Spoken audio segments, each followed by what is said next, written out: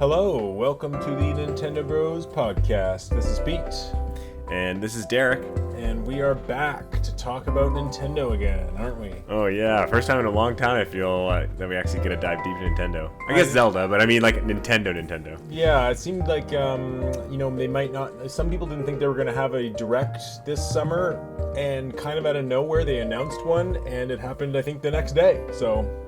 Yeah, I was pleasantly surprised. There wasn't really enough time to even hype this one or think about it, so I don't think there's a point of talking about what we were thinking going into it, but maybe just briefly, what were some of your expectations before watching it? Were you excited?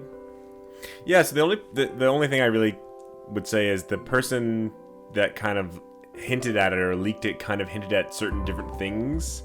And we'll get into it, but some of the things that he hinted at I really wanted, and I didn't think that they could possibly be true or whatever, and I didn't know if the leaker was being honest, or like the way he was doing the clues was it actually what he was saying.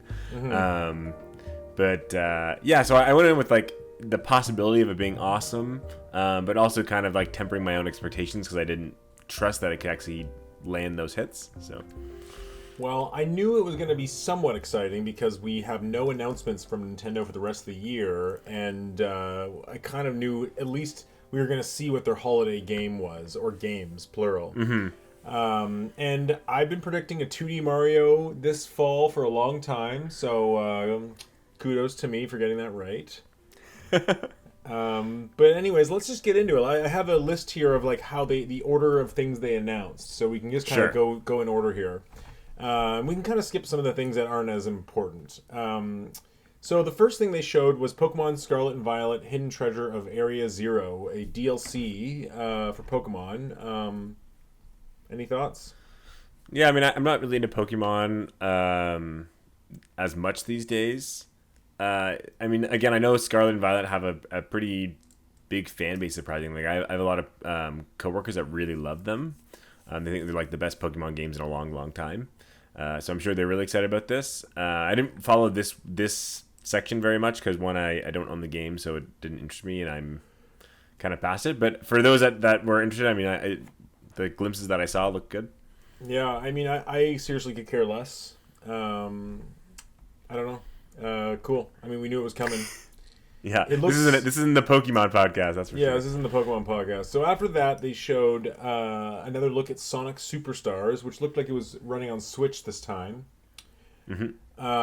What do you think about the Sonic game? Are you going to get this game? Yeah, I definitely put it on my... I have a wish list on Amazon of all the games that I'm interested in and kind of watching the price for, whether they've already come out or are coming out. So I put it on that list. Because, I haven't played a Sonic game in a while, and if I was going to jump back in, I'd love to play a new one that is kind of playing like the classic one. So this looks right up my alley. I like that you can play multiple characters. I like that you can play co-op. It depends. Like, I don't remember what the price is on Amazon, but the price really matters to me. Like, if it's a $79.99 game, I think I'm a lot more hesitant to jump into that. I'm just checking it right now. I don't think it's that expensive, but I don't. I think it is. I mean, at least right now on Amazon, it's $80, $79.99. Wow. So I mean, like, unless the game's really meaty somehow, like, to me, it's more like I'm definitely gonna wait, and then it's a maybe. Wow. Like, yeah. For me, when I first saw this a few weeks ago, I don't remember where they first showed it off. Maybe just themselves, Sega. But I thought it looked good. I mean, on one hand, I'm a little tired of the, recreating Sonic 1 and 2 and 3 vibe. Like, when are they going to move on and do something interesting and new?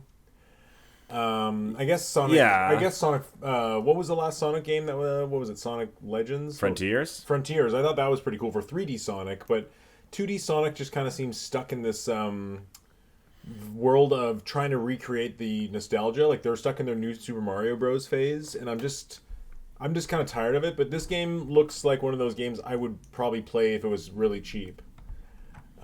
Yeah, true. I never even beat Sonic Mania, so I'm just not a huge lover of classic 2D Sonic, but... Like, I felt this game, again, maybe I'm wrong or whatever, it depends how you compare it. I feel this game reminded me more of, like, Shredder's Revenge, where it's kind of looks updated, looks kind of cool, nice spin, but kind of true to the classic of the game it's emulating.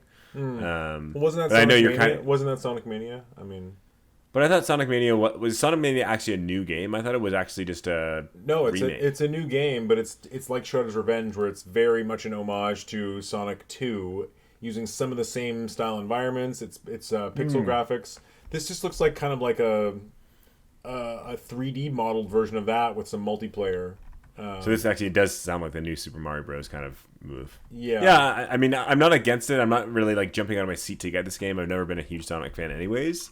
But this game, it looked good enough, and it looked more interesting. And like, I don't know. I mean, the art style and backgrounds look like the same thing. That first zone in Sonic, like they keep recreating that same zone. Can't you do like wildly different environments at some point? Really mix it up.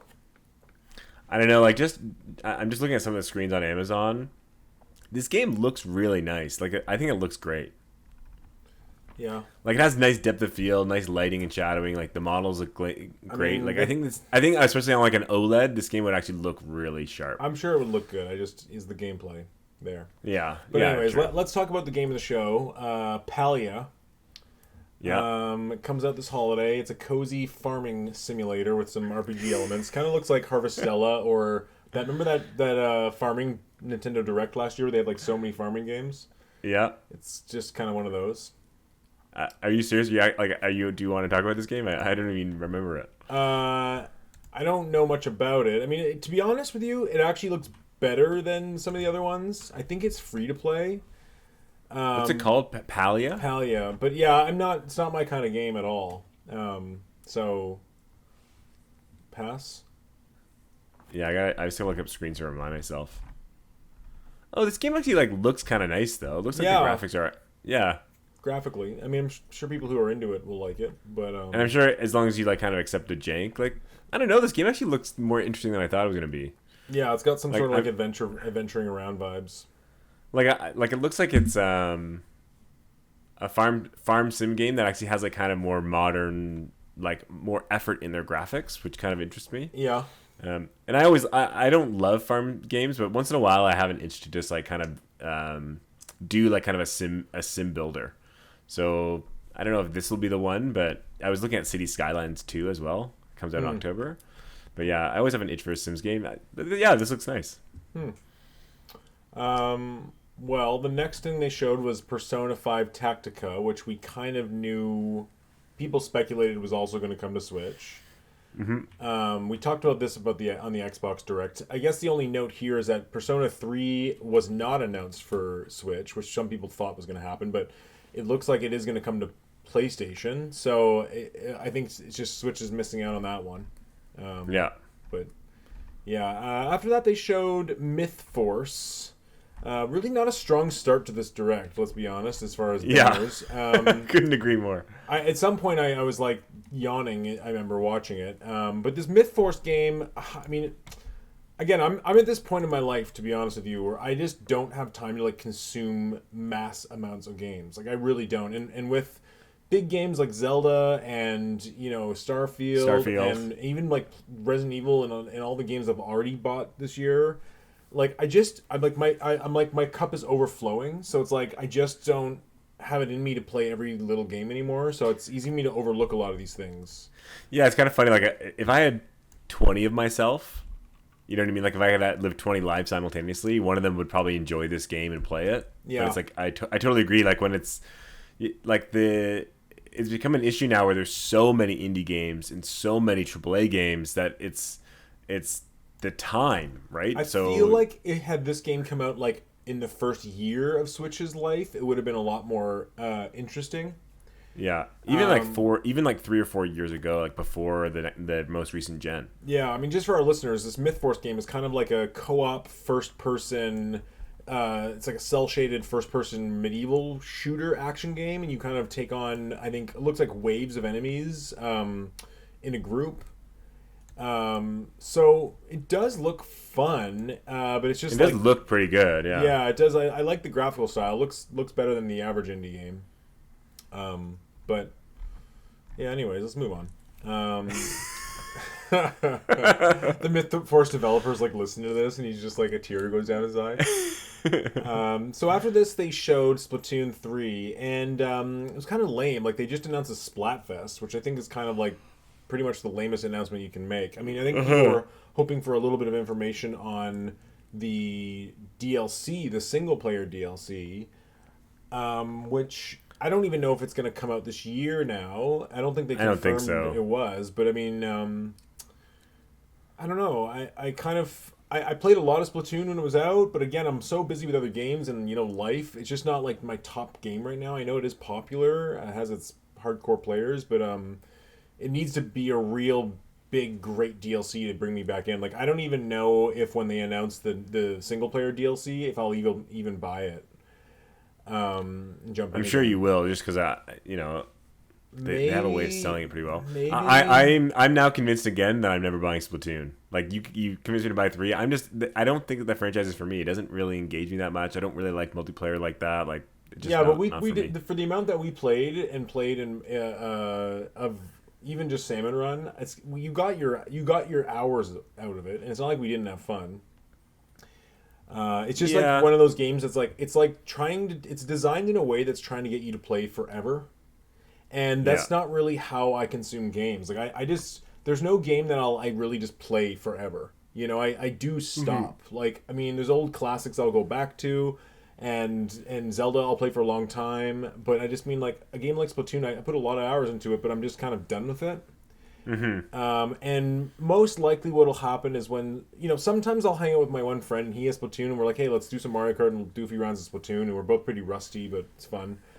But when it comes to the nice thing with Splatoon is if they do have a really cool DLC, like I remember when the Octopath expansion came out for Splatoon 2, when you jump into that, all of a sudden, like if we played Splatoon 3 like in 6 months when this DLC might come out, maybe it's a cool single player thing, but there'd be all these new stages, right? There'd be like exactly. Like it'd be kind of nice to jump into Splatoon 3 for let's say like a month. When the DLC comes out and just play for a month and just like see what all there is at that point. Totally. Exactly, but I think I need that single player DLC to be like the catalyst. And if it's, I've been waiting for an interesting single player component to Splatoon for a long time, since the first one really. Mm-hmm. And they haven't really nailed that. I guess Octopath was probably the Octopath. Isn't I saying the right thing? Octopath? No, it's Octopath is the JRPG. It's Octo Expansion for Splatoon 2. I thought that was like pretty cool, but still felt like a challenge mode where I'm waiting for like something more interesting. Mm-hmm, like more like a Mario style spin on it. Yeah, but still, for one of their biggest franchises, I thought this was a pretty weak showing. Like I would even have liked like more new stages. I don't remember if they showed a new stage. They are dripping out. Like if you play Splatoon 3, there's new maps to play on. There's a few. Yeah, but I would have appreciated new maps and weapons over like a Splatfest. Yeah. After that, they showed Detective Pikachu Returns, and that's actually coming out this October. Yeah, so I mean, I never played the original Detective Pikachu on whatever system it was on, like Game Boy Advance or something. No, it was on 3DS. It's not that old. 3DS. Yeah. Oh, okay. And this sequel, just so you know, this sequel's was announced a long time ago. It was announced like in 2019, 2020. So what is it? It's a detective game? It's a little bit like a visual novel detective game, where you go talk to people, you gather clues. There's no fighting or real platforming or combat. It's like probably like almost like a Professor Layton meets a visual novel. Mm-hmm. Is this game going to be big? Is it like I don't know how big these kind of Pokemon side spins are. Well, I don't think so. I mean, based on the trailer. So here's the thing. Like I listened to some discourse around it. There doesn't seem to be a lot of excitement about this game. It doesn't look like a major console version upgrade like people may have hoped, right? Like it kind of looks like the 3DS version with like some spit shine, like it's a sequel, but it doesn't graphically and what it's doing in its gameplay. It's not like it plops you in the big open city and it's really cool. It's kind of like the same thing. Yeah. So there is a dedicated fan base for this original game that really liked it, and also remember there was a movie Detective Pikachu. So yes. Did you ever watch that movie? Yeah, I liked it. Yeah, I liked it too. Maybe this would have been a better success had it come out around the movie. Well, yeah, exactly. With Ryan Reynolds' voice. But With that said, there is a dedicated fan base for these games, and apparently they're actually funny. Like the Pikachu will, he loves coffee and he hits on women. It's a little more like risque than you'd expect. So yeah, it's I mean, not on my radar, but it's one of those things where I mean, it's So there. here's my question. Like, knowing how well the Switch is doing with software, what would you predict that this would sell? Well, given that Pokemon Snap sold around, I want to say 3 million, right? And like Pokemon Rangers sold around 1 or 2 million, I would imagine this is going to be right in that same zone. So it'll clear 1 million, you think? Yeah, for sure. Just being Pikachu related. Yeah, just being Pikachu. Okay. Yeah. But I don't think it's going to be a runaway success, and I don't think they're even expecting that. It looks like a little, like a lower budget game. It looks like, I think it's a discount price game too, if I remember correctly. It's not full price. And graphically unimpressive. So it actually kind of looks like they're, yeah, it looks like what you'd expect from Pokemon Company, like not graphically impressive. Yeah. So, but anyways, it is like a little bit of a, it's a B tier holiday game exclusive for Switch. So, Yeah, I mean, yeah, and it's Pokemon. Like, it'll sell enough to justify it. yeah, regardless. totally. So the next game was definitely the biggest surprise and the biggest announcement for me of the entire thing. That was Super Mario RPG. And before we jump into it, Derek, we like you said, there was a leaker who kind of rumored about this, and he was pretty overt about the rumors. He said a Super Nintendo classic. He had like little emojis that indicated it was this game. And he liked everyone that wrote that game in. He liked all the comments, yeah. So I've got to say, I remember I messaged you the day before, and I was like, hey, you know what they need to do is they need to just recreate this. They need to make the game 1-to-1. They need to redo the graphics, update the UI, but keep everything the same. Like, don't remaster it, don't re-envision it in any other way, and just keep all the same music, but orchestrate it and remaster it. And it's exactly what they did. No, it's not. But okay. Okay, well, you may have noticed some things. You said you noticed some things from the trailer. So, anyways, what was we're both fans of this game. We both love it, but you are a bigger fan. What was your takeaway? Yeah, so like this is my either number 1 or number 2 favorite game of all time. So I honestly did not think this game was going to be remade because there is so many complications with Square Enix and music rights and just if Nintendo's interested in doing this, like they haven't really done much RPG with Mario since. I mean, I guess you could count the Paper Mario series, but it's kind of transitioned away from these kind of turn-based games. Yeah, not to mention too, it's like it's got this kind of interesting cast of characters that almost doesn't feel like a Mario game. And Mario since then has been very watered down, and you know what I mean. Like every character is a Toad or a Goomba. Where this game had it seemed like it wasn't quite. It's like you know what I mean. It didn't seem like it was a long brand. So that's one. And of the other thing they avoided it. is like especially because Mario's so big. Like they are very careful with what Mario does and how it gets played out and everything. And if you recall parts of this game, there's some really weird parts of this game where like one character like licks Peach's tears or Mario and Bowser kiss. Like there's a lot of kind of like very out there stuff for the Mario brand. So it looks like again like it's staying true to the story and gonna have all these kind of weird zany parts, which I hope it does and it looks like it will. Yeah, and I like the graphical style. It took me a second to get used to because it is that kind of miniaturized view or whatever, but it works. Like I think it looks great. I think the graphics are great, and I love how detailed the environments look. Like I can't wait to explore the same environments with higher detail. I know, like there's that one part where in the trailer where you're Mario going down the river and like you're inside that cave, you see all the things around you as you're going through the river. Yeah. And I'm just like, I was just imagining playing that on my OLED screen. And I'm like, damn, this is gonna be such an experience to play again. Yeah, and it's just the music too. Wow, the remastered of all those classic songs. Yeah. So yeah, the music is like even just the trailer. There's so much nostalgia there, and I just can't wait to get into it. There are some things that are noticeably different. Very minor stuff, which I'm not sure about.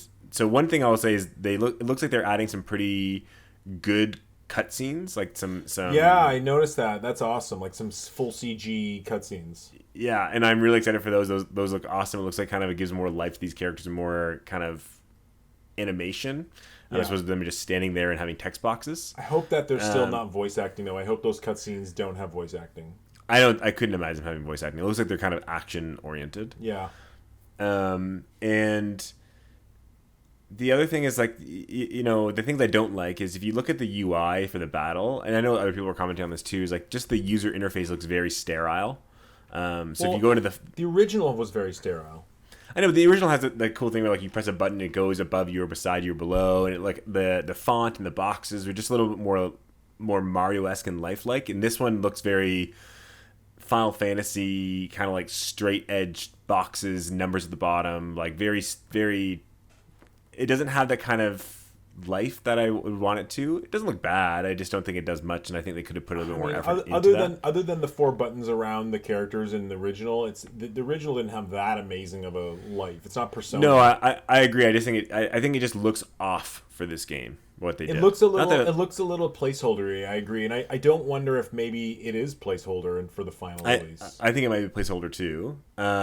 But the one thing I will say is, so the biggest change of this game is they've changed how the combat works a little bit. There's some sort of combo thing, right? Yeah, so there's like a percent buildup of like something. There's a combo meter, and apparently if you do good timing attacks, it'll hit all the enemies as opposed to just the one you're attacking. So like having good timing will do like group attacks. I'm hoping, I highly doubt they'll ever do this, but I'm hoping that when the game comes out, you'll be able to select whether you want to play classic battle mode or play modern battle mode and play the game whichever version. I wonder. I doubt. Like, I wonder. Because it can't be that hard, right? Just to get rid of those things and play it the way it always has been played. And I just, for a game that has such nostalgia, I hope they kind of go, yeah, we should just keep it the way it was, and then if we want to add modern stuff, we'll add that in as an option. So that's the one thing that I'm kind of like, well, I hope they don't go too crazy with it, because they start adding all these different things, it becomes like a cakewalk boring, or just doesn't have a lot of the same charm. It just kind of kills it. That's what I worry about. I don't think that'll happen. I feel like they're going to be careful with this a bit. Well, it seems like they're making this with a lot of reverence and love for the original. So any new changes, I bet you they're going to tiptoe around. They're not going to like reinvent the whole battle system. Exactly. Like it doesn't look like it's a reinvented battle system. It just looks like there's some new stuff to it, which I think is just. I hope they're careful with it, or it's toggleable. You know what I was wondering. So there's a few of the cutscenes we saw in the the trailer, where it looks like those are like the really high end moves during battle. Do you know what I mean? Like one of the ones that takes like all your magic power. I'm not so sure that maybe that's how they are doing that. Like where like Mario jumps up in the sky or Geno's in space. Like are those perhaps actual just moves in battle that cues a cutscene? I wonder. I don't think so. I think it's gonna be. I mean, it could. But I think it's more like when you're defeating one of the final bosses of the game, or one of the big major bosses, it has these kind of like cinematic cutscenes of you finally beating it and like coming together as a team to destroy them. I don't know. We'll find out, I guess. Like again, if it's made by Square Enix or partly by Square Enix, I wouldn't be surprised if they did that kind of big cutscene attacks. I don't think it is made by Square Enix. No one knows the developer yet, but people are speculating it's Grezzo that did Link's Awakening remake. Okay. But no one really knows. They didn't announce the developer. Nintendo kind of hides those things a little bit. Yeah. Yeah. Like I don't have any doubts or worries about it. I am curious about what things they're going to kind of rebalance or change or add. Like, there's the potential of rebalancing a lot of the strong items, which, I like them being strong. There's a chance of them adding more content or post-game content, like a second run, a new game plus. There could be a lot of things there. My biggest dream, like I know we're just talking about this game right now, is I hope this game sells really well and they actually make a sequel to this game. I would love a Mario RPG 2. That would be my dream. I still don't. I don't know. To me, this game, the original especially, feels like a little bit of like lightning in a bottle, where it's like got this kind of quirkiness that I don't know if they can capture again, or campiness even that they could. I don't know if they're going to be able to capture that again. And I feel like if they made a sequel, it wouldn't be as good.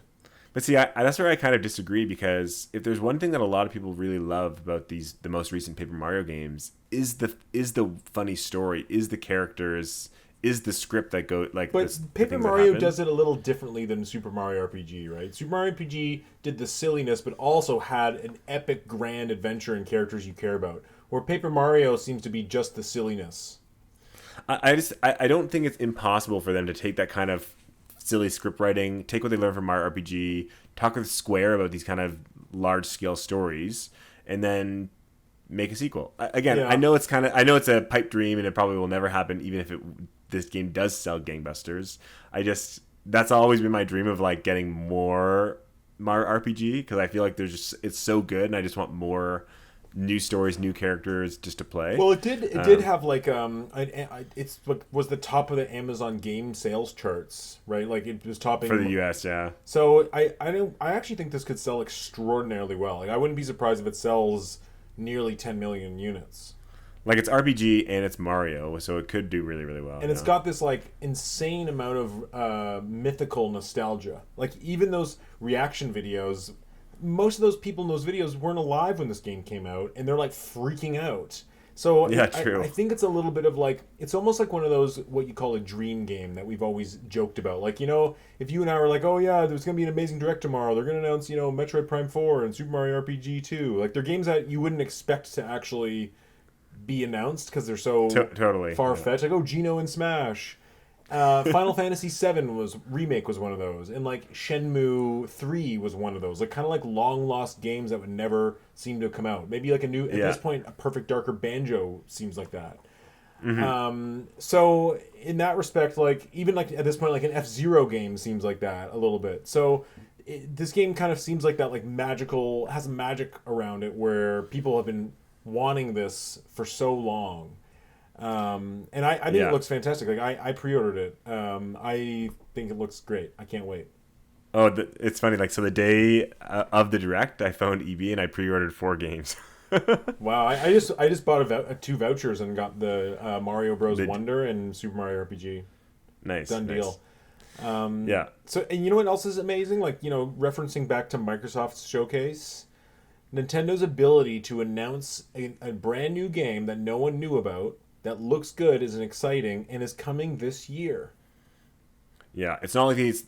Again, I find it crazy that Nintendo can do this, and no other developer catches on to like why this is so significant to customers. I don't understand either.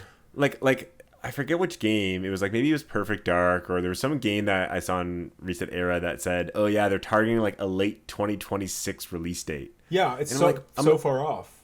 I'm like, why would you show anything, an announcement, a trailer? I mean, I guess I wanted to talk about Metroid Prime 4 because it's doing something similar, I guess. But that was, you know, we knew that was a ways off, and they had some development troubles.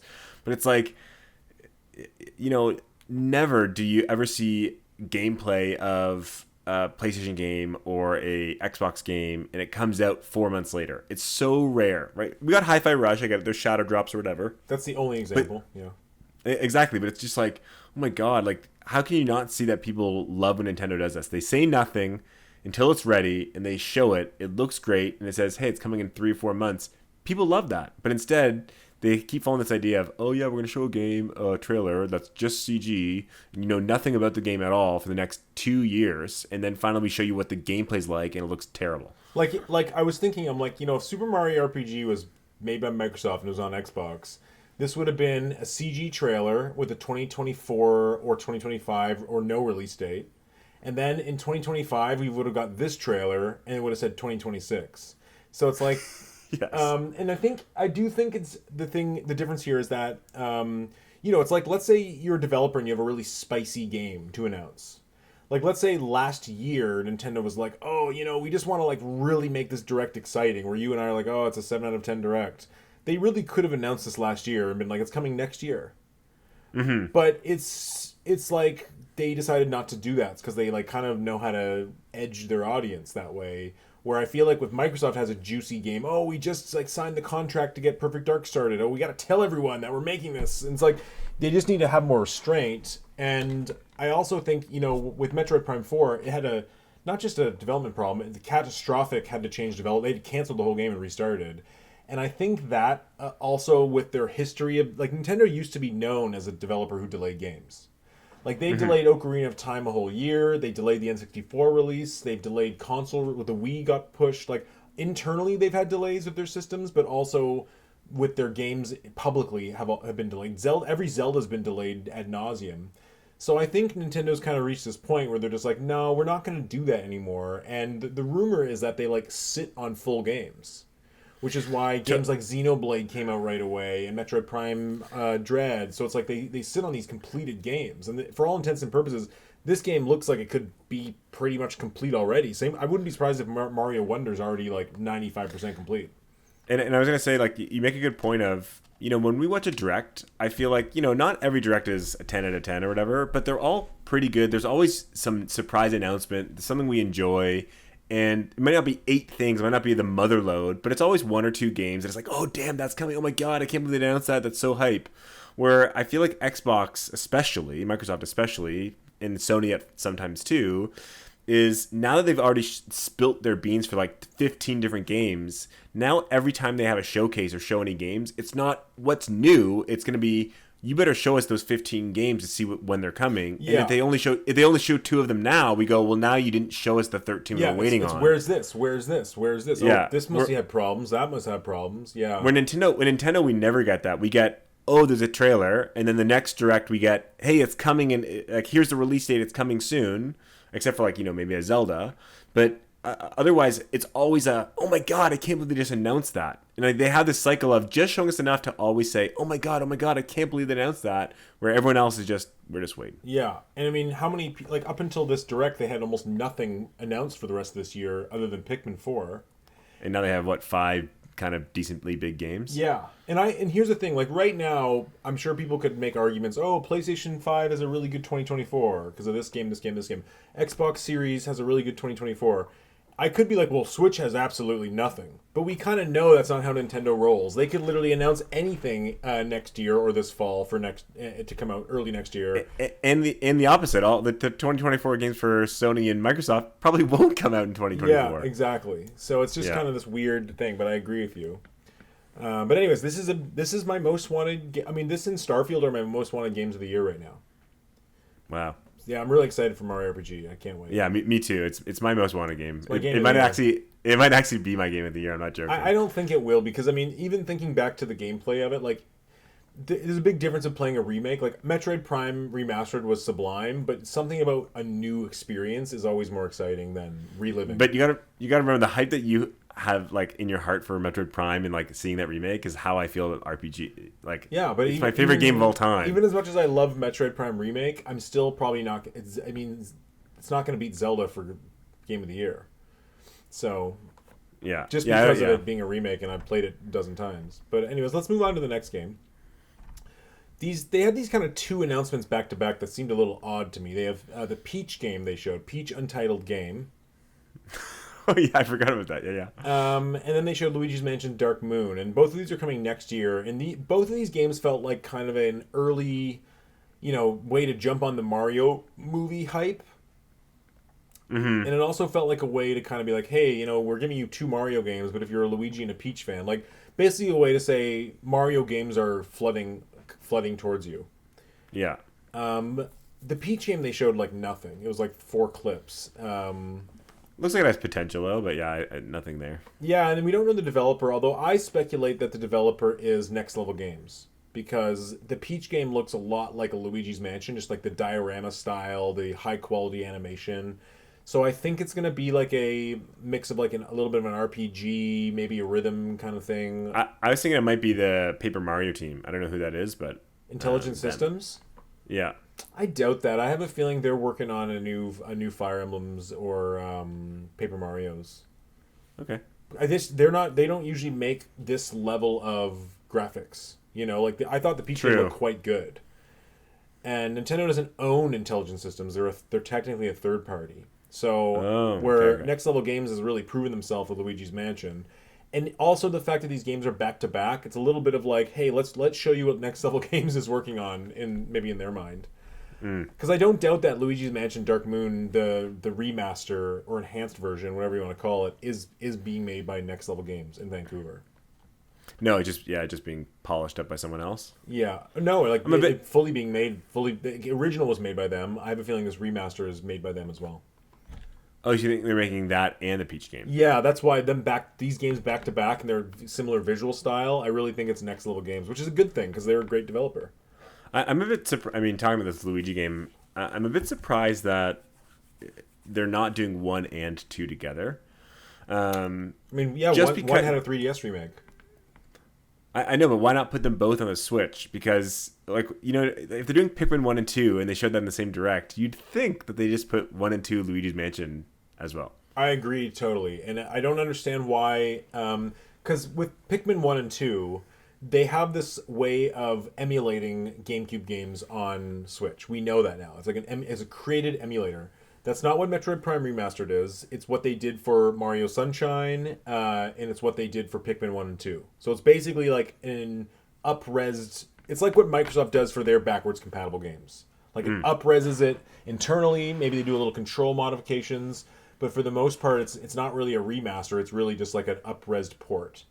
And I'm surprised they didn't just say, oh, and Luigi's Mansion 1 up-resed port is coming this year. You know? Because was Luigi's Mansion Dark Moon announced the release date of this direct, or just said it's coming? They didn't. No, they just said next year. Because I wouldn't be surprised if when they show it again next year, they say it's not just Dark Moon, it's also Luigi's Mansion 1 port or whatever. Yeah. I wouldn't be surprised if they show that then. But I think the difference is that with Luigi's Mansion Dark Moon, because it's a 3DS game, it will actually need to be like revisited in the programming level. Yeah, like remade. Yeah. Where the GameCube Luigi's Mansion 1, I think they'll probably just do like a Pikmin 1 and 2 style up-res. If that makes any sense. Yeah, that makes sense. Do a few control modifications, but I think the Luigi's Mansion Dark Moon will be not quite changed, but even the way Dark Moon was structured in like little missions and stuff, I think they might kind of change that. People are speculating that they might bring in the co-op again to Dark Moon. Oh yeah, I mean I don't see how that works considering the way the puzzles are all designed, but yeah, true. I don't know. The Luigi's Mansion's a funny one. Like I really like the third one. I think it's one of the best Switch games. But it's kind of one of those games where once I go through once, I don't have a serious feeling to revisit it. Like it's not I don't know. It's hard to explain. And I liked Dark Moon my first time, but I don't plan to replay it or rebuy it. Yeah, it's like a solid one and done. You know what I mean? Like it's a really great time, but it's not a go back and again and again. Yeah, and I think because it's puzzle based and like surprise based and like you're exploring it, it doesn't have the same like it's not like Mario where you're like wahoo, this is so fun to play. It's like, yeah, it's not like the game. Yeah, it's not like you're jumping around doing crazy stuff. Exactly, it's more the surprise and the mystery. Yeah, and the multiplayer in Dark Moon and in the competitive multiplayer is not very fun. So it doesn't keep me coming back. I don't know if you ever tried it in 3. No.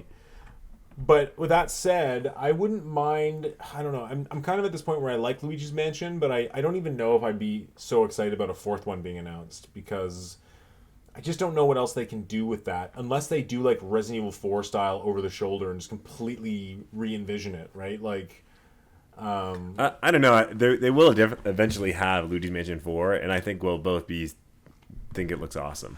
I just don't know if they can do like the panorama style again because talking about Luigi's Mansion specifically, I think the vacuum combat isn't that great. And I know they added some little bells and whistles to the Switch Luigi's Mansion 3 with like the plunger and some of the QuickTime events and stuff, but in 1 and 2, in 1 it was interesting because it was like, you know, dual analog, oh interesting. But it just doesn't age well, and it's not combat that's like timeless, if you know what I mean. So I don't know if another panorama style Luigi's Mansion with similar puzzles and stuff is that interesting. Where I think if you almost approach it like, let's just go balls to the wall, let's make it like Splatoon, where like you're over the shoulder, you got revamped controls, it's fully 3D, Luigi can jump around, and like it feels fun to play that way. They might be able to make it more exciting that way. I'd even love if they just like took the Splatoon engine in the similar controls and like rather than painting, you're vacuuming, and that'd be a cool idea. Yeah, because like something like that. Yeah, like Splatoon feels fun to roll around. It has a good kind of pace to it, a speed. So yeah, if they could emulate that with Luigi's Mansion, that'd be awesome. Or even like imagine because Splatoon, it's interesting. It actually like you kind of go slowly until you paint. But I wonder if they kind of brought in like a Mario Odyssey style, like fast running, jumping controls, but with the marrying it to the Splatoon aiming and shooting. I wonder if there's a world that works there, you know? Or what if they go balls deep on the Gooigi stuff, like the goo stuff, and then that is the paint, and they literally take the same engine. Yeah, maybe. You're just painting instead. Well, not painting, but like you can dive into the floor and you become the Gooigi part of you, and you can pop back out and just. That'd be a little too close to Splatoon, but maybe that's cool. I don't know. I don't know. Well, anyways, let's move on to the next announcement. They showed Batman Arkham Trilogy. Cool. It seems like this is only coming to Switch, by the way. Like, it doesn't sound like they have a trilogy coming to the Xbox or PlayStation, even though those games already exist there. It seems cool. I mean, it seems like these are going to run at the same kind of specifications as the Xbox 360 PS3 versions. So fine. And I know for some people, like, they really want to play these on the handheld, and it's kind of like this is nice. It feels like it's a little too late to be excited about it. Like it does feel like we've got to be in the last 2 years of the Switch life cycle here. So are these games like online only? No. Oh, okay. I didn't know. I was just asking. They're completely single player offline games. But the only I know, but like you know how some Switch games are like streamed? No, they're not streaming at all. Okay. But Batman Arkham Asylum is the only one on the cartridge. You have to download City and Night separately. Got it. Okay. But the thing that's interesting is Arkham Knight was a PS4 Xbox One game. So it's kind of like people are curious how that's going to run on Switch, you know? Like, will that run well on Switch? Will they have to downgrade it a lot? Who knows? So that was the interesting one. Some people are upset that Arkham Origins wasn't on this collection, and Arkham Knight was instead. People are like, well, Arkham Origins, where's that? I thought Arkham Origins. I played City and Origins, and I didn't care for Origins. It was very much felt a lot like City. Did you ever play these games, by the way? I never played any of them. I've seen some footage of them. They remind me a lot of. Again, I haven't played them, but. Like Assassin's Creed fighting style, which is very like you're kind of watching as opposed to playing. I don't know. It doesn't really interest me that much. I'm not also a very big Batman fan or DC Comics fan. So I guess like I would try them if someone had them, but I don't think I'd ever end up buying them. Well, I gotta say, like back on the PS3 when Arkham Asylum and Arkham City came out, these were like really cool games. Like I know people love these games still. Like that's why it's kind of tempting. But I have like Batman just does nothing for me. It's just like that. I mean, I'm not a huge.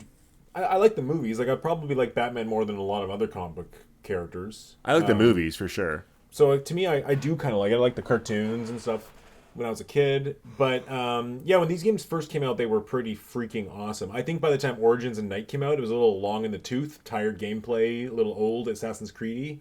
But when the first time exploring and like with the bat modes and you have the bat wing and like all these cool gadgets and sneaking up on guys, and he was a badass at fighting and like just exploring Arkham City, like flying around as Batman and ziplining, and like I beat the whole game. Like I don't usually beat open world games, and this is one that I beat back on PS3s.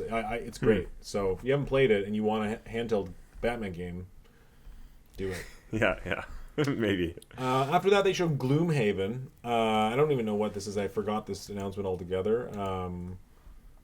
Looks kind of like an RTS game, RTS tactical RPG. I'm just looking at images of it. It's based off a board game? Yeah, I mean, it's got a lot of great reviews. I think it's a PC game. Turn-based card game. But it's based off a board game. Or is the board game based... I don't know. Yeah. But anyways, the next announcement... Do you want to talk about Gloomhaven? Sorry. No, I don't care. Okay. The next announcement's a pretty big deal. Just Dance 2024. Learn to dance. I mean, for those that love the Just Dance series, like it's always nice to see another one come out. You know, the problem with Just Dance is that 2024 edition will come out and it'll be like, $69.99 or whatever. But you can literally buy like Just Dance like 2019 right now for $3. And I've had my finger on the trigger for some of these old Just Dance games for Switch and for Wii at points. Like I was like, oh, like it might be fun, just learn a few dance moves. It might be silly. but I have never even bothered to spend like the $9 on it, right? Like I don't know. One of these days I will. Yeah, it's kind of a good point, right? If you've never bought any of them, like, is it really a big deal if you do dance to songs that are 3 years old as opposed to songs of the last year? Like, you know what I mean? Like, I don't know if I'd pay $80 premium just to play current year songs. And it's Ubisoft, so these prices drop immediately. So yeah, I don't know. I mean, this franchise is still going. What a mega franchise it's been for them, and how easy it. Like, if you work for the Just Dance developers, like, you've been sitting pretty for a while, right? Yeah. But yeah, I've thought about it. If I ever want to learn a few dance moves, I mean, there's a bunch of other like kind of games that. Do you want me to just like go through some of these boring games quickly? Like, I don't care. I'd rather you just get to like the 2 or 3 big ones you want. Yeah, because Silent Hope, Fae Farm, Hot Wheels Unleashed 2, and Maniac Mechanics, indie games, I don't have any feelings for. Maniac Mechanics looked kind of cool actually, because it gave me a lot of vibes of Overcooked, but with cars. And it does look exactly like that, yeah. And Sarah loves Overcooked. Like, we played a lot together. So I was like, oh, there's another game.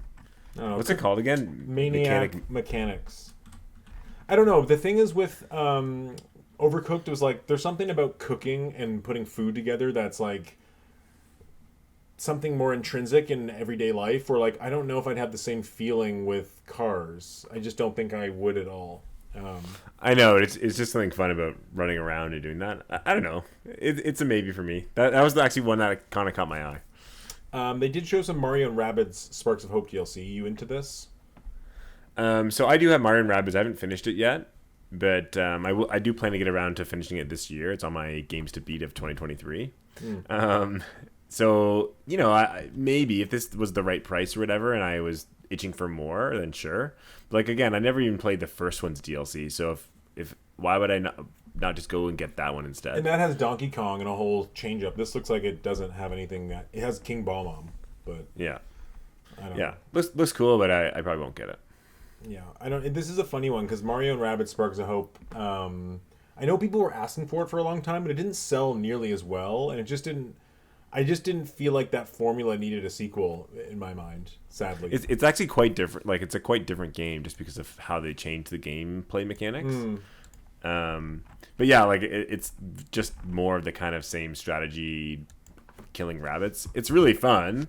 But yeah, it's kind of run its course for sure. I know some people that got Mario and Rabbids and they effing love it. So, I mean, I liked it. I'm on the final world. I'm still playing it. Well, anyways, they have Dragon Quest Monsters: The Dark Prince. Not really for me. Yeah. But after that, they got into Pikmin. So I did want to talk about Pikmin a little bit. So they showed a new Pikmin 4 trailer. And I will say I've downloaded the demo now and I've played it. So okay. I have a little extra impression. I was going to ask you if you played it, yeah. Yeah, I haven't. It's a big, I will say, for one, it's a meaty demo. Like, it's Does it carry over to the main game or no? It does, yes. And honestly, it's long enough. Like, it's like you could put 5 hours into the demo. Like, it's long. It's like 2 worlds. So it might not be the worst idea. I will say, I don't know, Pikmin always does this. The first one didn't, but like the amount of tutorialing in the beginning of Pikmin games is nauseating. So I'm like at this point where I was playing the demo last night, and I'm like fast forwarding through the chatter, and it's like telling you the most. I mean, I played 3 Pikmin games now. I don't need to know like every little mechanic again, and I get why. I just wish they had done that onboarding a bit better, being like, have you played Pikmin before or have you not? And okay, I'm going to say some pros and cons here though for my early experience. The pro is that I love the camera perspective.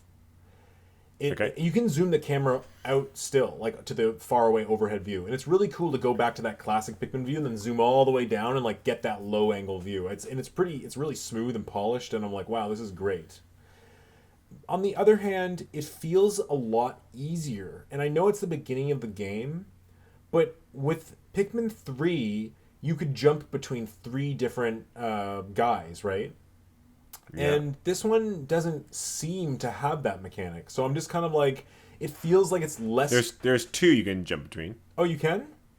Yeah, you can jump between the dog and the captain. But the dog, it's not like you can control the dog without the captain.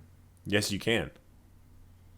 But the dog can't direct Pikmin Yes, to do things. Yes, he can. Yes, he Then can. I'm missing something. Okay, then I didn't know that. Yeah. That changes everything. Never mind that complaint. There's also, it seems like this game, I don't know, I have to dive into it more, but my first I just it didn't leave a great first impression with how much tutorializing there was. Like, it's sickening to me. Um, It's but sickening. it's just like I'm just like, wow, like what a way to spend 90 minutes. You know what I Yeah. mean? Like, I'm a Pikmin fan. I bought in all three. In the beginning of the game, treats me like a baby. I hate the feel like I felt that in Pokemon Sun and Moon. I hate the feeling when you walk away from playing a game after like a certain session and you go, "Did I even play the game, or did I just listen to screens tell me how to play?"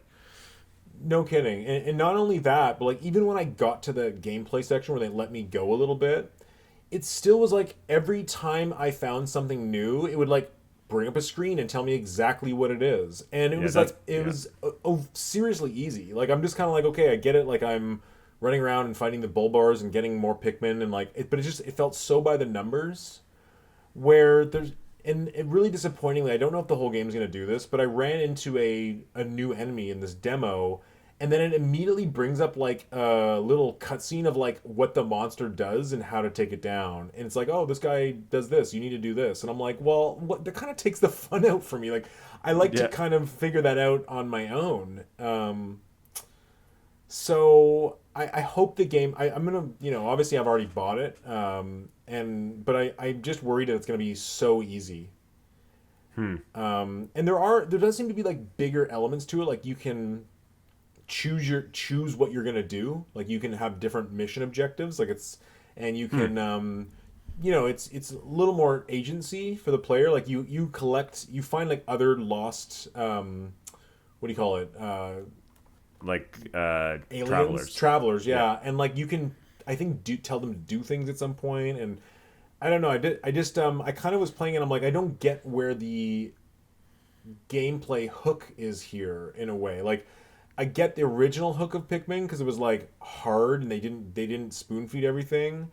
And with this one, and then 3 gave you multiple characters, and this one, it just seemed like I don't know, I was just kind of like, like, I don't know. I'm a little. It seems like Pikmin 3 might be more my thing. And the other thing is, Pikmin 3 on Switch has co-op through the entire campaign, which is. Well, I didn't know that. That's cool. Cool. Yeah, it's great. They added co-op. It wasn't in the Wii U version, but it's really fun. So it's kind of disappointing to go back to this and be like, well, that's not in this game.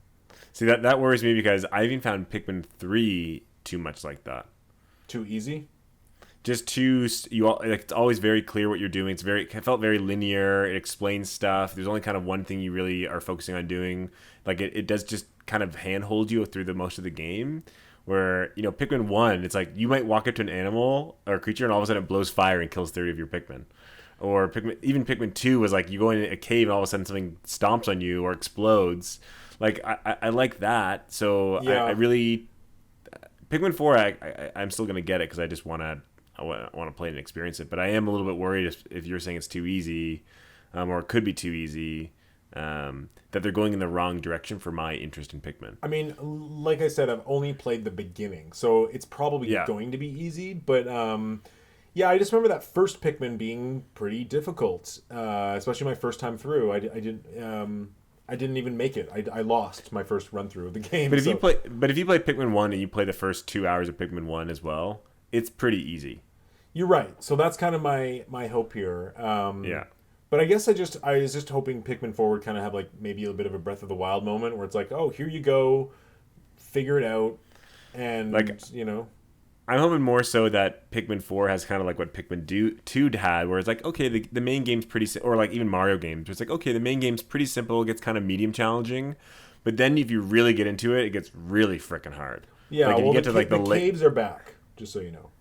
I know that the caves are back, but I just mean Pikmin 2 had like a whole level that was just post game, right? Like there was a fourth world or level or whatever that was only after you beat the main game, and that was way harder. So I'm hoping that this game's kind of like, oh yeah, like it's simple, straightforward, whatever, and then you get into it, and it's like, oh damn, like the last 20% of this game is insanely wicked. I don't even remember Pikmin 2 very well. I mean, I played it back on GameCube. I beat 1 and 2 on GameCube, but I don't know, Pikmin 1's like more burned into my memory, and Pikmin 2 I just kind of I'm the opposite. I had Pikmin 2 and Pikmin 1 on the Wii. Yeah, Pikmin 2 I love. It's my favorite one. Well, Pikmin 1 and 2 are also coming to Switch. They're on Switch now. I pre-ordered the physical, but yeah. Both of them? So the 1 and 2, it comes together as a package. Oh, I didn't know that. On one cartridge, I don't know about one cartridge, but it comes in a one case, so I'm assuming so. So I have that pre-ordered. I have 4 pre-ordered, and it's funny. I was thinking about it. I'm like, I might just have to grab 3 again and play all 4. Yeah, you get all 4 games at once. Yeah, and like I actually never beat 3. I got to the final boss, and I just never beat him because I put it down and never picked it back up. Huh. Again, I played Pikmin 3 on the Wii U, and I remember playing it. I think at Mom's house when she like didn't have a TV for me to play on. It's like I think I bought it. You had to play on just the gamepad.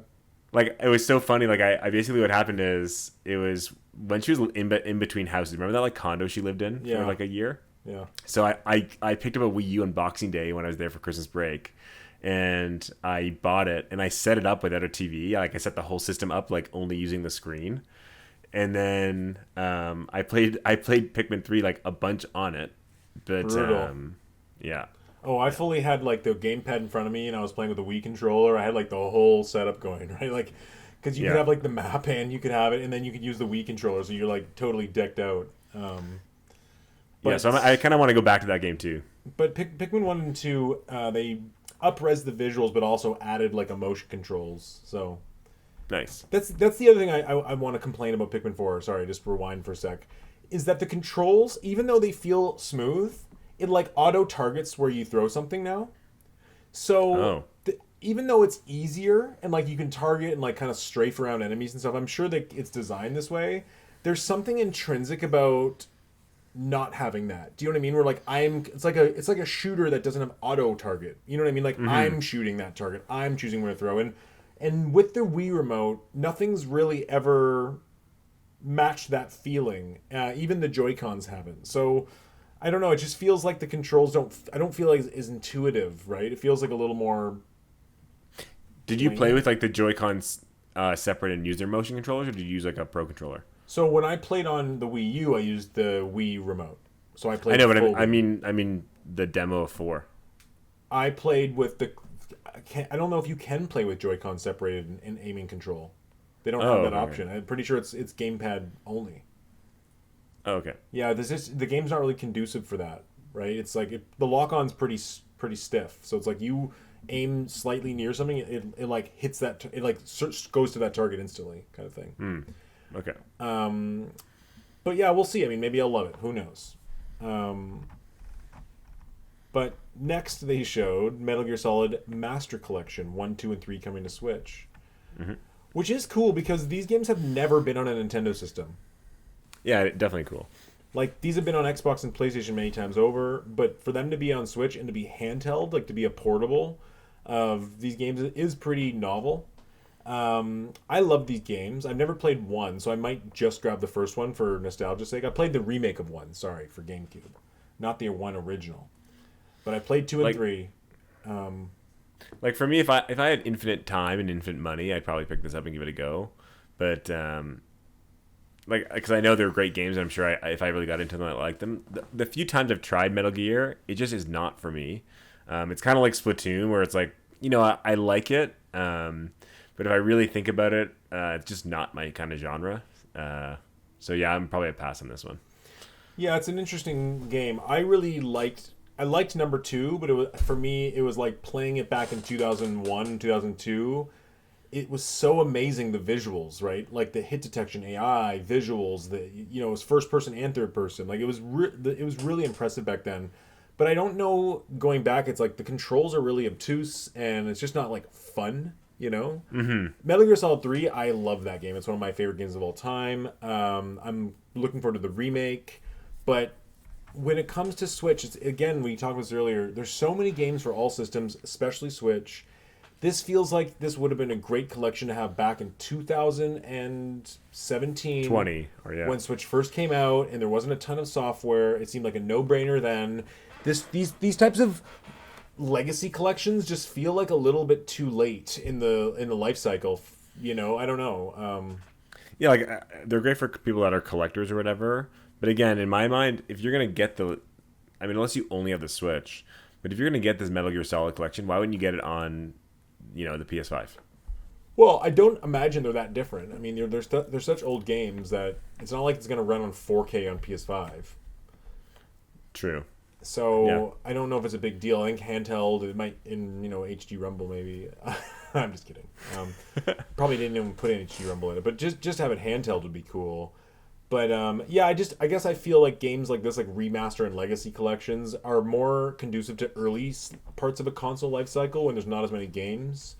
Near the end of a life cycle, when you have tons of competition, it's like I don't know if I want old ports and collections at that point. Yeah, and I also feel like a bit of the kind of the remake and porting whatever is kind of an oversaturated thing right now. Yeah. Where there's so many of them, there's so many ports of so many games and so many remasters even, but even not including the remasters, just ports. It's like, I can't play all these games again and again and again on every system just because you put it on every single system.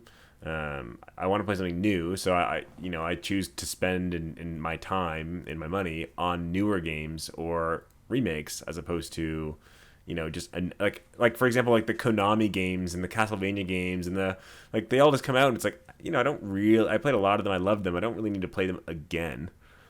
Yeah, that's how I feel. I mean, it's like games are big. They take a long time. It's not like watching a movie, right? It's like it's hours and hours. So it's like I really don't have time to like replay all my favorite games always. You know what I mean? Like even the game, like it's like I don't think I can handle any more new announcements for this entire year at this point. Oh no, I'm jam packed. Um, I have my spreadsheet set up and I'm good. I mean, I still have tons of Zelda to play too. You're way ahead of me. I'm like deep into Diablo. Well, anyways, yeah. Yeah. Anyways, let's move on. Metal Gear Solid Collection, but next they showed Vampire Survivor coming to Switch. We've talked about this game. It was on both of our Game of the Year lists last year. It's coming to Switch. It has co-op though, which looks cool. Yeah, but I imagine that co-op's going to come to the Xbox version too. Well, that was actually what I was going to get to. That'd be pretty sweet to play co-op together. Is it online though? I think it's couch co-op. You don't think Xbox is going to have online co-op? I don't know. I mean, programming online into a game is It's very a whole nother. different. Yeah, true. But it would be fun if I don't know, if I'm with you next time and we're like, oh yeah, like let's fire. It's on Game Pass, so maybe it would be fun with co-op. Yeah.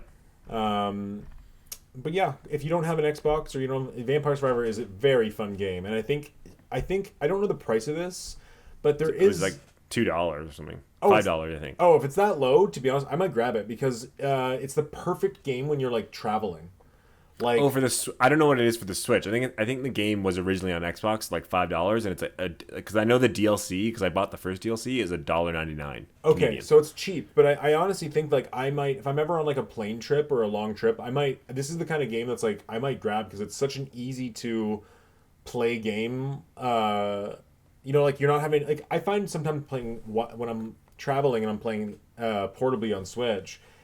A game like Zelda's not easy to play, where I'm like, doing the camera, I'm holding down the L button, it's like using the full controller to such a degree that I'm like, I need a pro controller. Mm-hmm. But a game like this where you just use the analog stick is perfect. Yeah. But not as perfect as Headbanger's Rhythm Royale. 20 mini games about pigeons. This looks not great. Just get to the heavy hitters. Okay, there's one more game that's not a heavy hitter. It's called Penny's Big Breakaway. And to me, when I saw the trailer, I was like, whatever, I don't care. But I heard a lot of people talking about this game online, and this is the first brand new game from the Sonic Mania team. They've made a 3D platformer, but it looks like 60 frames a second. It looks like big environments. It looks kind of... Oh, this is the yo-yo game. Yeah, it actually looks like it might be kind of fun. As like, I don't know, a brain off kind of game. This is nothing for me artistically. I mean, artistically, no. It makes me feel sick. I'm a hard pass on that alone. The thing with a game like this is I'd much rather it be the Mario Galaxy style of levels, where it's like just linear and turn it on, brain off, and play, rather than like Super Mario 64 have to explore, because sometimes exploring is just 100%. grating. And you know that game Yooka-Laylee, the 2D version, what's it called, Yooka-Laylee and like the Lost Wind or something? No, the 1,000 or the 100. 1,000-Year Door. The 100 beatable boss, the impossible layer. So that game to me, I totally gave up on because I did not want to replay levels and explore, and you have to at a certain point. Oh yeah. I like that game. I like that game. I was playing through just the levels, but if I had to go back and do that, I would never finish. Yeah, I got to a point where I was like, I've beaten all the levels I can, and it wasn't very far. I was like maybe 1/3 through, and I'm like, I just want to play through the levels. I don't want to go back and collect and do special challenge modes on every level. Like, no, I don't pad this for me. Yeah. Anyways, next they showed Mario Kart 8, new course plus 3 new racers. Returning racers. And to me this was like, oh man, we're getting close to Diddy Kong being killed off here. We got Petey Piranha, Kamek, and Wiggler, but as far as I know, there's only one character left to be announced for racers. I think Diddy Kong for sure will be in there. I hope so, and I hope there's maybe a Diddy Kong racing inspired level. That'd be I was gonna say, if it's not Diddy Kong in it, I have a feeling that somehow they'll announce a Diddy Kong 2. Diddy Kong Racing 2. Well, that's another one of my Mario RPG dream games. Is one day they have to announce Diddy Kong Racing 2. Even though I don't love Diddy Kong Racing, Mario Kart needs the kart racing genre is huge. It needs more. Mm-hmm. And I love Diddy Kong. But with that said, this course looks really cool. I really like the bathroom stage. The squeaky clean or whatever. Yeah, it looks cool. Yeah. Again, I'm finding this Mario Kart 8 rollout a little annoying. I'd rather them just launch a big chunk of it, and I don't know. It's like I wish they showed more courses here too, because we don't know what else is coming. But it's like I feel like I've just played so much of it now, and it feels kind of, I hate to say, but samey. And when I play courses now, I kind of just turn my brain off, and I'm just like, okay, I'm power sliding left, I'm power sliding right, I'm playing the same mind game with the weapons. You know what I mean? Like I'm using It's not like Smash Bros. Or a shooter where there's so many variety of ways it can go. I'm kind of just like, you know what I mean? It's like it's the same game. Yeah, I think that's just true of racing games though. Like I think you're just kind of feeling like it's like kind of like fighting. I mean, not fighting games, but kind of like racing games where once you know the track, it's like really just knowing the track well and where to brake and where to turn and slide. I mean, I always like these games, I've always liked the Mario Kart waves. I'm excited for this. I know what you're saying though. Like even the last one, my heart wasn't in it as much as the first 3. Yeah. But you know, it's always fun to go back and play, even if it's like 4 hours that I spend doing it and just kind of playing all the Grand Prix and just getting all the trophies and then putting it down again. It's nice to just go back to such a great game, just for that small snippet of a new experience with it. Yeah, same. I just think, I mean, it's been 10 years with this game now, so I'm just kind of like, I've just played it to death, right? I've like put over 100 hours on Switch and over 100 hours on Wii U. Like I've just played it to absolute death. Yeah, you played a lot more like online than me and whatever. I haven't played nearly as much as you. Yeah. After that, they showed Star Ocean Second Story R. Now, this game looks pretty cool. It looks like I really like the style of HD 2D graphics, and it's gotten a lot of buzz because people say this is their favorite Star Ocean game. It's a Switch console exclusive, so I believe it's Switch and PC. And I had a friend of mine who's like so stoked about this. He's like, I love Star Ocean 2. This looks amazing. So I wouldn't necessarily sleep on this one. I know. I mean, this might be kind of like your It looks just as good as like an Octopath 2 or a Triangle Strategy.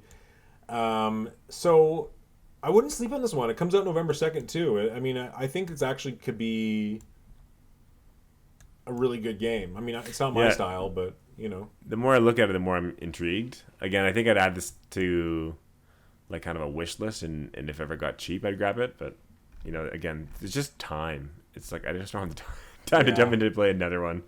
Do you have the time for WarioWare Move It, which is coming on November 3rd? 200 minigames, and this looks like a sequel to Shake It for Wii, where it's... I know that they had WarioWare... What was it? WarioWare something for Switch. Move It? No, this one's called Move It. Get It Together. Yeah. Where it was co-op, but it was very much like use the D-pad and buttons, where This is like using the motion controls again, and they haven't made a motion control WarioWare game since Shake It on Wii. And so that's the one reason that this is pretty exciting, because the one on Wii was people have fond memories of that game. It's like a great party game. It's really fun. Yeah, I would really get this game, and I think I'd have a lot of fun with it if I had friends that would play this with me. But I don't really. I mean, I just don't have friends that would come over and play WarioWare with me. I know. I guess that's just us getting older, right? Like as I get older, I just don't really have other friends. Like it's not like when I was younger, it was like, oh yeah, this is so fun, this is so zany. Like let's play this. Like in my mind, it's like give me like another 6 or 7 years, and I have like I don't know, a 5-year-old kid. I would get a game like this 100%. You know what I mean? Like to play with a kid.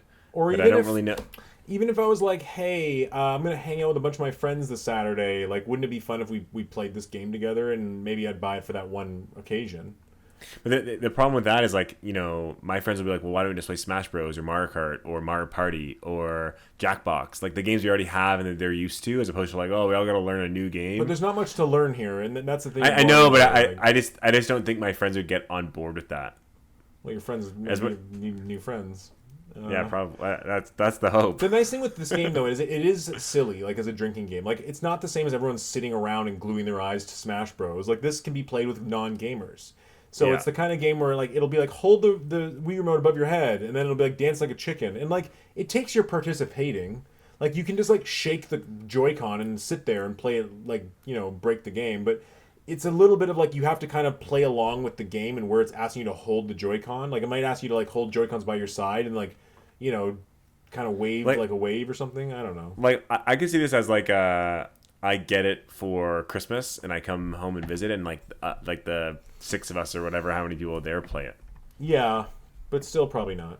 No, yeah, still probably not. It's just but I think for like a different group of people, this is a good big deal. But speaking just in terms of sales and business for a sec, I don't know if this game is going to sell well. I think it might bomb. I think it will bomb too. Because the last WarioWare didn't do very well. WarioWare Gold on 3DS, which is a compilation, didn't do very well. And I just think the series has kind of run its course. I think people aren't wanting to pay that much money for this style of graphics, like the 2D style graphics. And I just don't think it has enough of a hook. Yeah, like I think it was a cool novel idea, but you can't make 10 of them and just expect people to keep buying them. It doesn't have that much appeal. I agree. And what this game should have been was a launch game with Switch instead of 1-2 Switch. Like this could have been a first-year game, and I would have bought it. You know what I mean? 100%. Like it's just not late if anything, generation they should have done that with this game on the Switch 2 whenever that comes. I agree totally. They almost should have. You know what they should have done is they should have done a bundle with this game. Totally agree. Yeah, it's also just like squeezed between Mario RPG and the new Mario and a whole lot of other games. One day after Star Ocean, it just seems like this game's primed for failure, and it's too bad. Like I think even the original WarioWare on Game Boy Advance wasn't a massive success. So this series has never been a success. But it's probably really, really cheap to make. Like I can't imagine the team's bigger than a handful of people. You're like right. 50. Let's say. You're right. They're probably it's not a huge effort, and the graphics like aren't amazing. So it's not. They're not even 3D. So yeah. Yeah. So after that, they showed something really special: The Legend of Zelda Amiibos. Yeah. I just felt this announcement to be annoying because it's like, show us DLC or don't say anything about Zelda. Like, honestly. Really? I didn't expect to hear DLC right now. Really? Because they announced the DLC for Breath of the Wild pretty soon after. Oh, I don't know. But maybe you're right. Maybe it'll be like next year they'll surprise us with a really exciting DLC that's like... I think it'll be with the Switch 2 or whatever. That'd be cool. I mean, kind of like Horizon's DLC is. Exclusive. Yeah, I don't think it'll be exclusive, but I think it'll be a way to hype it up at least. I agree. Hype it up again. Hey, you can play in 4K now. But I will say that the Breath of the Wild DLC was good, but not super exciting. So I guess it makes sense why it was like came out immediately. Where if they're gonna wait on announcing Tears of the Kingdom DLC, you have to make it more exciting. You have to have like a really cool dungeon, and you can't just be like, oh yeah, like it's more collecting things around the world. Like Yeah. Breath of the Wild was like, oh, a couple more shrines and like basic quests. It wasn't that exciting. There was a new dungeon, which was cool, but anyways, the final announcement and probably the most talked about thing in the whole direct, other than Mario RPG, was the brand new 2D Super Mario Bros. Called Super Mario Bros. Wonder. What'd you think about this, Derek? I think it looks awesome. I love a lot about it. I haven't really played many of the new Super Mario Bros. I played a couple, but I kind of fell off with the 2D games around the Wii U. But yeah, I'm getting this for sure. It looks super fun. I really like the kind of far out ideas they're going with it. It reminds me of kind of a mix between Odyssey. You can kind of be different things and just the standard 2D Mario. So yeah, I'm really looking forward to it. I already asked Sarah if she'll play with me when it comes out, so I have at least someone to play with. Yeah, it looks awesome. I'm all on board. I like the graphical style too. It looks I like pre-ordered it as well. It looks good. I like a lot of the ideas they're infusing in, like the new animations. I think that I will say I've seen some discourse about the graphics looking very close to New Super Mario Bros. I disagree. So I disagree in one way, but I also do feel like they didn't.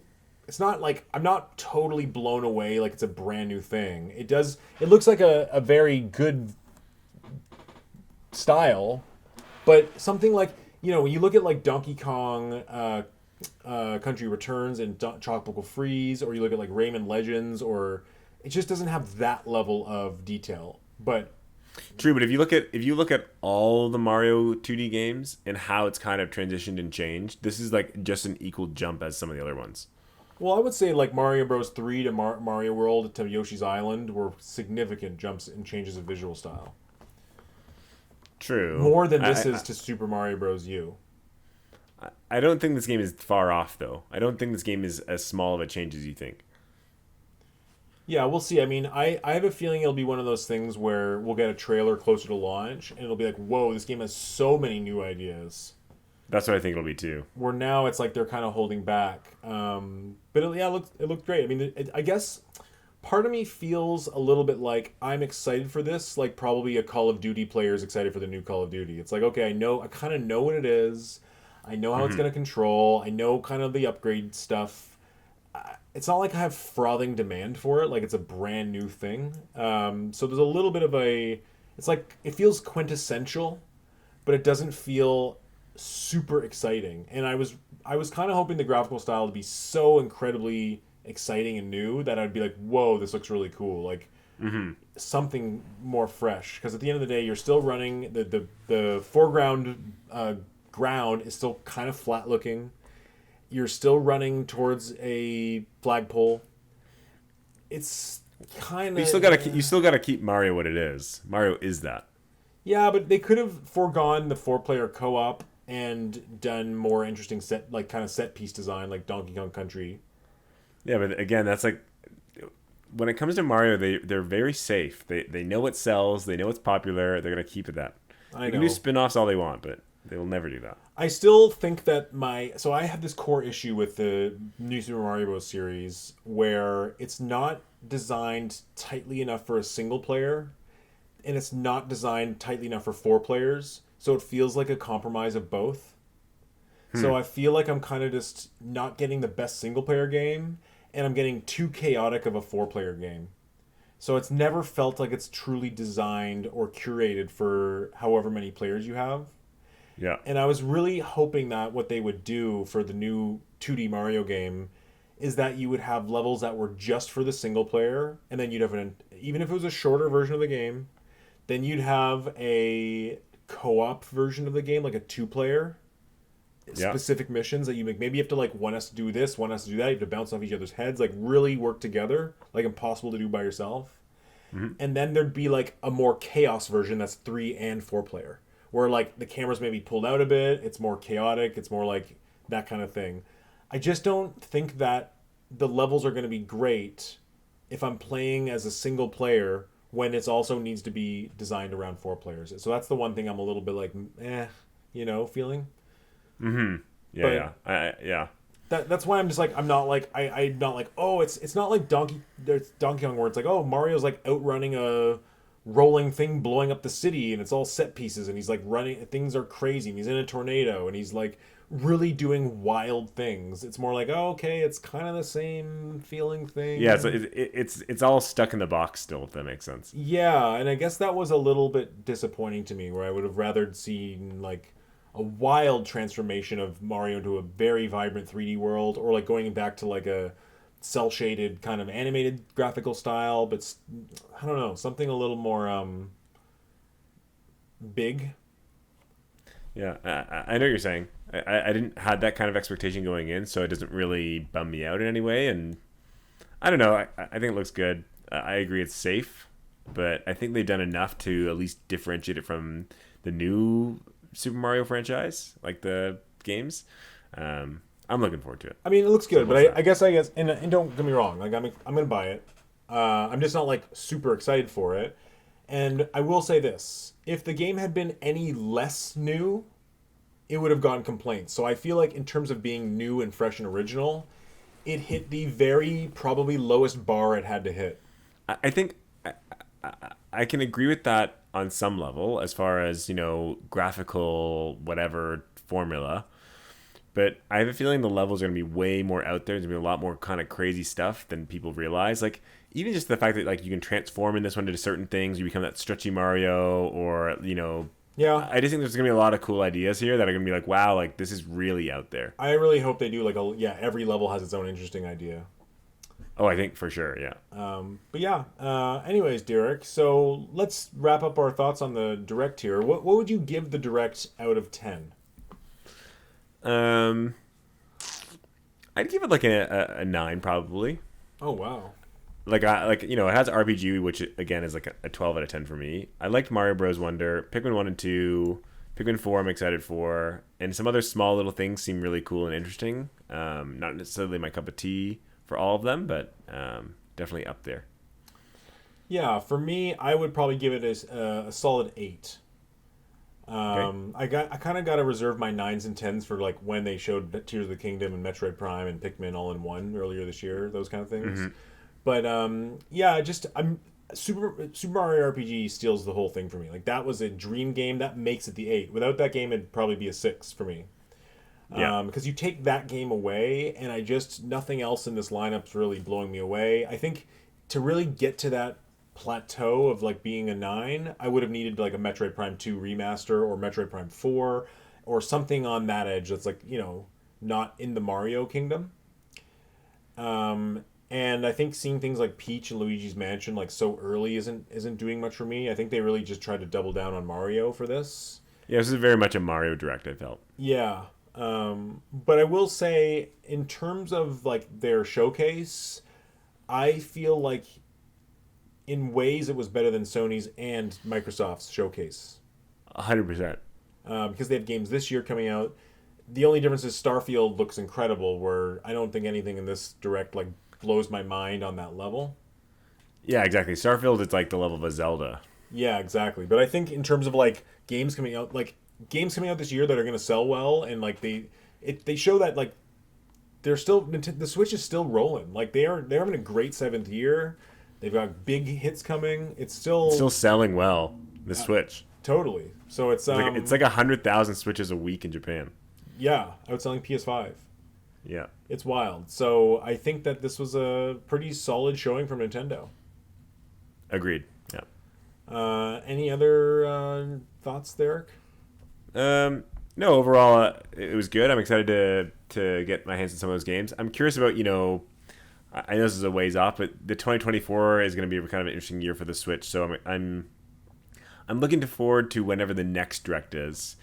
Whether we'll start seeing, this is the Switch 2, here's Switch 2 stuff, or is it just going to be kind of under wraps and we'll just keep getting more games? Or what kind of is their plan for 2024? Are they going to show a couple games in the early year and nothing else big, or are they going to show the Switch 2? Like, I'm just curious about how it's all going to play out in 2024. I wonder too, and I don't wonder if maybe we'll get a September direct that shows Mario again, and then also like gives us a shadow drop of Metroid Prime 2 or a F-Zero or Kid Icarus drop or something, like some sort of remaster drop.